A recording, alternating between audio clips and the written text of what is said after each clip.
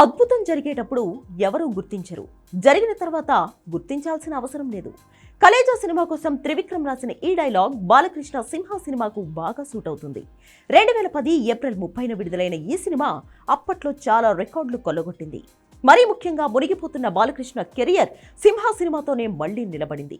ఈ సినిమా గాని ఆడకపోయి ఉంటే ఈ రోజు బాలకృష్ణ కెరియర్ ఇలా ఉండేదా అంటే అనుమానమే. ఆయనకు కావలసినంత మాస్ ఇమేజ్ ఉంది, కానీ దాన్ని వాడుకునే దర్శకులు కరువయ్యారు ఆ రోజుల్లో. ఇంకా చెప్పాలంటే బాలకృష్ణతో కామెడీ వేషాలు అన్నీ వేయించి ఆయన ఒక ట్రోల్ మెటీరియల్లా తయారు చేశారు. కథ నమ్మి దర్శకుడు చెప్పింది మొత్తం చేస్తూ పోతుంటే చివరికి బాలకృష్ణకు మిగిలింది ఏమీ లేదు. అలాంటి సమయంలో బోయపాటి శ్రీను వచ్చాడు. అక్కడికే భద్ర, తులసి లాంటి సినిమాలతో సూపర్ హిట్స్ అందుకున్న బోయపాటి బాలయ్య కోసం సింహ అంటూ అదిరిపోయే కథ సిద్ధం చేసుకున్నాడు. ఈ సినిమాకు కొరటాల శివ స్క్రిప్ట్ అందించాడు. చాలా రోజుల తర్వాత బాలకృష్ణను పవర్ఫుల్ క్యారెక్టర్లో చూపించిన సినిమా సింహ. ఇందులో మొదటి క్యారెక్టర్ లెక్చరర్ అయితే రెండో క్యారెక్టర్ డాక్టర్. సింహ డైలాగ్స్ అప్పట్లో ఒక సంచలనం. చూడు ఒకవైపే చూడు అనే డైలాగ్ ఎప్పటికీ వాడుతూనే ఉంటారు. ఇక 10 మందితో రా, 10 సార్లు రా, 10 పెంచుకుంటూ రా అనే డైలాగ్ కూడా సూపర్ ఫేమస్. నిజంగా చెప్పాలంటే సింహ సినిమా విడుదలకు ముందు పెద్దగా అంచనాలు లేవు. బిజినెస్ కూడా అంతంత మాత్రమే. ఎందుకంటే దానికి 6 ఏళ్ల ముందు 2004లో వచ్చిన లక్ష్మీ నరసింహ తర్వాత బాలయ్యకు ఒక్క హిట్ కూడా లేదు.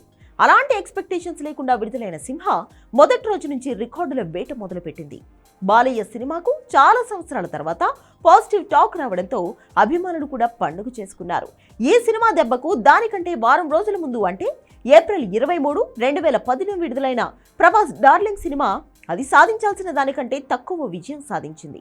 బ్లాక్ బస్టర్ టాక్ వచ్చినా కూడా చాలా వరకు కలెక్షన్స్ సింహ వల్ల తగ్గిపోయాయి. ఇక సింహ సినిమా విషయానికి వస్తే 18 కోట్ల బిజినెస్ చేసిన ఈ సినిమా 15 సంవత్సరాల కింద 32 కోట్ల షేర్ వసూలు చేసి బ్లాక్ బస్టర్ గా నిలిచింది.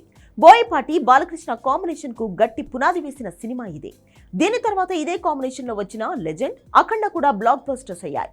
ఇంకా చెప్పాలంటే బాలకృష్ణ సెకండ్ ఇన్నింగ్స్ కేవలం బోయపాటి కారణంగానే నిలబడింది.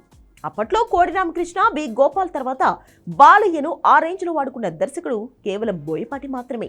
ఇప్పటికీ ఈ కాంబినేషన్ లో సినిమా వస్తుంది అంటే బాక్స్ ఆఫీస్ కు దడ పుట్టాల్సిందే. ప్రస్తుతం అఖండ 2 సినిమాతో బిజీగా ఉన్నారు బాలయ్య, బోయపాటి. సింహ సినిమా 15 సంవత్సరాలు పూర్తి చేస్తున్న సందర్భంగా నాటి సంగతులు గుర్తు చేసుకున్నారు చిత్ర యూనిట్.